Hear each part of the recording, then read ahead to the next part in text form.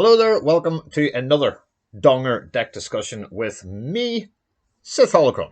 So, I made a very specific deck around landmarks, and I also said in an aforementioned video that we put out a couple of days ago that there were two decks that I had not built with, didn't really see a good point with it, and that then caused a whole uproar in my Discord.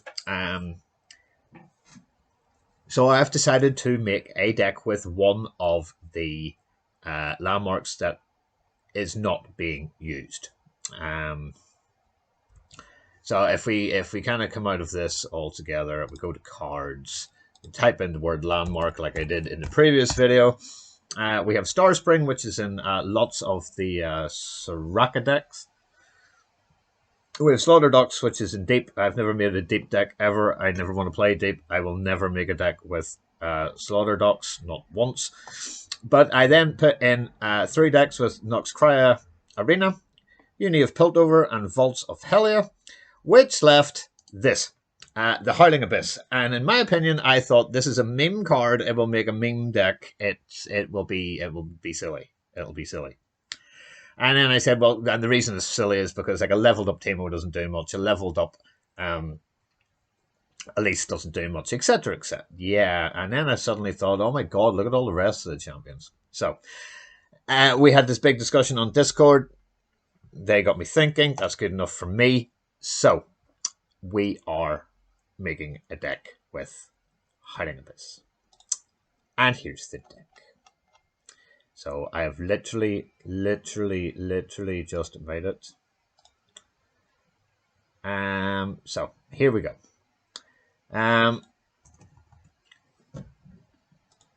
Let's go to my favorite button. We are running 6 champions. We are running Sejuani because she is awesome. We are running Trundle because he's awesome. And then we're running 23 spells, 3 landmarks, because if I'm going to go do landmark again, people were going, if you're all in on landmarks, run 3. That's probably a very good idea to ensure that you can get it on the board if that is your game plan. So let's go for 3 in this one. Like all the decks that I build here for the Dongers of Runeterra, I've tested it. I haven't lost in 5 games. So, that's interesting. That's interesting. And we're only running 14 units. So let's go through the deck. The reason we're running so many spells and not so many units, of which one of them has 0 power and only 4 health, and the other one heals, is because we need the board space. So, let me show you this again. Round start. Create in hand a random 2-level champion that's not in your hand, deck, or play. Okay? So it can't be in your deck, which means it can't be in your hand, which means you can't take it from somebody else. This is going to give you champions from outside of the 2 regions that you have. We're in Shadow Isles, and we are in Freljord. So then that's Demacia, that is PNZ. It's pretty much everyone, Targon. You get a leveled Azol. Oh dear. Yeah, so, but we're not running an awful lot of units. Okay, so let's go through the units first, shall we? And the first one is our Kindly Tavern Keeper. Play the Healing Ally or your Nexus 3. As we're not running an awful lot of units, you'll probably be healing your Nexus. To be honest, that's what I've been doing, and it's been key in one game. The rest, I didn't have anything to heal anyway, so I just healed the Nexus. But it's always handy to keep your Nexus level up, so why not do that for 3 mana? And you get a strong 3/3/3 unit, which is pretty decent. 3 cost, 3 power, 3 health. So that is pretty good for the first kickoff. So that is a 3. And then we're going here, which is our other unit that also costs 3. That's our, he was our heal unit. This is our give me extra money. Because what you got to realize is your level champion. So let's take anybody from anywhere that we don't have. Let's just take Thresh. He's still 5. Elise is still 2. The level champion, the mana increase does not count. But we're running a lot of spells. So if we're running a lot of spells, then we need extra mana. This is a good way of getting extra mana. Now, why am I running Warding Stones instead of the faces that I ran in my troll deck, which is this one? Well, one of the spells does 2 damage to everything, and I don't want that to die if I avalanche. So, to keep me on curve, Warding Stones, 0-4, you can avalanche, stays alive. Still has the same keyword as the faces, which is pretty good. So, that's 3, 6, Trundle and Swajani, 12, and 2 Rekindlers. Now, Rekindler is fantastic, but it's fantastic to play not only before, but after you drop down your landmark. Because if it dies and you get, we have a 6 power in Sojana, who's a 5-6, but Trundle, who's a 4-6, he costs more. So, in the words of the maker, highest power ties with broken by highest health, then highest cost.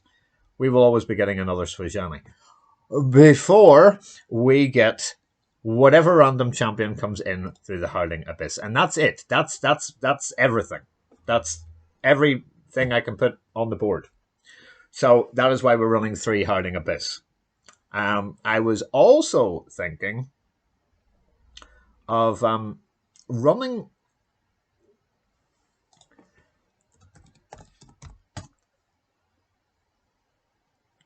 another color altogether, because there's ones that can summon landmarks, and that's if let me actually come out of this altogether, and we'll go in there, and we'll put this in, and it costs 3. So it's in Targon, so you can draw a landmark or destroy one. This kills. This kills. Pick an ally, all that sort of stuff. But Divergent Pass would have been great, but we're not actually in that at all. So let's go to how do we keep things alive early game, because we really can't play a unit until round 3. We can't do anything in round 1. And the only thing we can do on round 2 is, not a lot. We have Vile Feast to just try and take out any sort of 2-1-y things, and Troll Chant is for late game. So we've really that for the first 2 turns.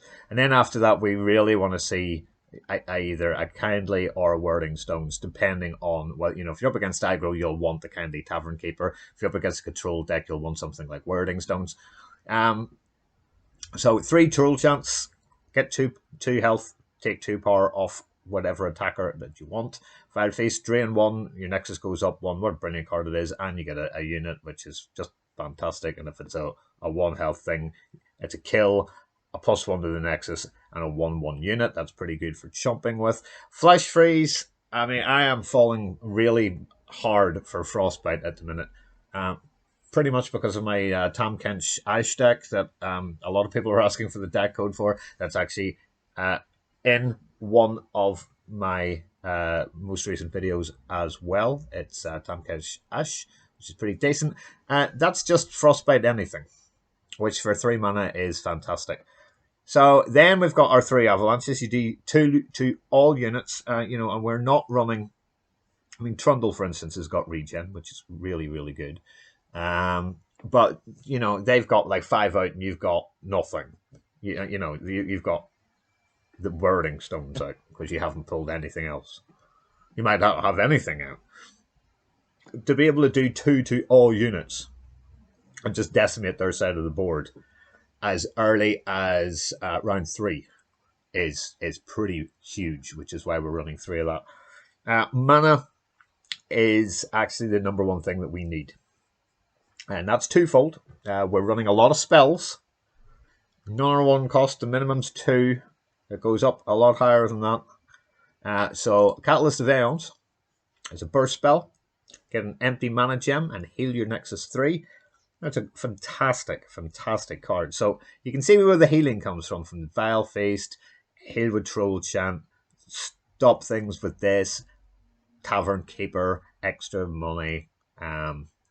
This again heals your Nexus as much as he does, and you get an extra mana, which is really good to set you up for the next round, which can give you, but a combination of Wording Stones or Catalyst of Aeons can get you a round 4 Trundle, which is pretty decent, to be fair. And that is probably the first person you want to actually play to start doing stuff with.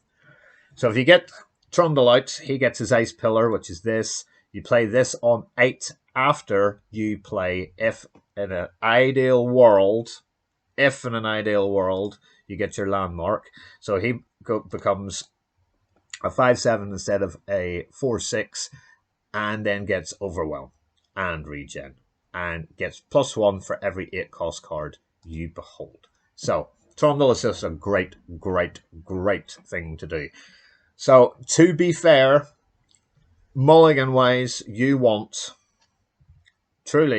want the landmark. You really don't. You want to get it as soon as possible, but you have up to 7 rounds to be able to get it down, because it is a unit. It takes a spot on your bench, and then it starts doing stuff every single time the round goes to the next round. So, Withering Wail is back. And I thought long and hard about whether or not that was a good thing. And yes, it is. Because dealing 1 to all enemies will probably allow you to trade off something, make them a little bit easier to kill. And again, for the 3rd time in this deck, we are healing your Nexus 3. And I put in heal in the top up here and went through and went, oh, for 5, both of these, all of these are good. All of these are good. Heal 3. Heal 3. Heal 3. So your Nexus stays around the 17, 18 in my personal experience while I've been playing. So ideally, you would like a Wording Stones, an Avalanche, a Trundle, and a Swajani. Honestly, as soon as you can get them out. Because this is, like most troll-type decks, it goes late game. So it can struggle a bit against like discard aggro, parrot aggro. You've got to then decide what you want to do. So if you're playing against aggro, I would probably want a Vile Feast, Tavern Keeper, a Flash Freeze, and an Avalanche. Because we do have much more spells than units. So, yeah. This, In the beta, Withering Wail was everywhere, along with Balfeast and all that sort of stuff in every Shadow Wilds deck. But it's been replaced by other sort of things, and that's understandable. It's better and cheaper cards that did similar things. But he's pretty much like a red card by Twisted Fate. Smash everything, deal 1 to all enemies. You don't hit their Nexus, but then you heal your Nexus 3, and this costs 5, and Twisted Fate doesn't. He doesn't. He costs 4. So the extra 1 mana to heal 3 as well and not do Nexus damage, yeah, I'm okay with that. Everybody knows Swajani. Lovely Swajani. Lovely Swajani. Out on her foxy thing. Looking pretty good. And you also get, should you draw 2 of her, you get Fury of the North, which is all kinds of good. Rekindler, awful stats for 7, but the fact that you get Trundle or Swajani back, that's really good. Until you realize that this can bring you stuff that will give you bigger units. This will actually bring in massive people. So, he's a 4, he's a 5, she, a leveled things, So let's just go in here and look at what you can get You could get a leveled Nautilus at 1313. You can get an Aurelian Soul. You can get a Lux. You can get a leveled Hecarim, leveled. Obviously, you can't because that's in our thing. Leveled Darius would be bonkers. Level Karma would be bonkers. Vlad, Vi. Leveled Swain. Leveled Garen. Leveled Yasuo. Leveled Tarek. Gangplank. I mean, we are taught Shen, Shyvana, Tam. There are so. A Lee Sin you can get. Leona's not going to do too much. Jinx is, not great either. But like Soraka would be good. A leveled Zed. I mean, that's fantastic because you're getting one of these every time it goes out. But the problem with the Howling Abyss, and it's still a problem in my mind, is that board space is a premium, so you've got to be very, very careful about keeping something alive or killing something off to do something, and that is where I nearly removed this and was going to put in... Where are you, my love? Why don't we actually just go back into the regions that we're in? Because it's in Shadows. And it would be Glimpse Beyond. We'll draw you 2 cards. Now, I love card draw, but we've got an inbuilt mechanic with the landmark. So to be able to do this, if your Kindly Tavern Keeper is down to a 3-1 after blocking a 2-power unit, you can Vile Feast it, you get a blocker back, and it's just a far better card for 2 mana, I think, than Glimpse Beyond. So let's continue on. So the Rekindler will then revive the strongest dead allied champion. So say, for instance, you got a leveled Swain. Swain, for some reason, dies, or Gangplank, and he, for some reason, dies. Say somebody vengeances him or does the sun spell that deals 6, bang. You put this down, you get him back again, and then your other person gets you, the Abyss gets you something else. So the problem is the early to mid game where things go wrong very, very quickly. So we have 2 get out of jail free cards if you've ever played Monopoly. Vengeance is just smack something to death, which is just superb. Or the Ruination, which is like, okay, even if you have a Howling Abyss down and not another one in hand, if you have units in hand or you're going to die, just kill everything. Let's just start again. It doesn't matter. If you've enough money in there and you are down to like 6 or 7, yeah, kill everything. Just kill everything. You won't, though, because there's enough spells in here to be able to do stuff. Like Avalanche does tons of work. Withering Wail does tons of work. So does the Wording Stones, the Tavern Keeper. We've got all this Buffy health sort of stuff that I nearly, as I say, I was going to go for Targon, and the other person it would have been instead of Swajani would have been Soraka, because she starts healing everything. But I'd already done one with a landmark, so I wanted to do something with the Howling Abyss. So that is my deck, and the acronym that people are starting to use for this is an ARAM. I don't know how good or close this is to like a meta one. I just think this is kind of good. That is it going to be shared, and that is the end of the video. So thank you very much for watching the Dongers of Runeterra. I am Sith Holocron.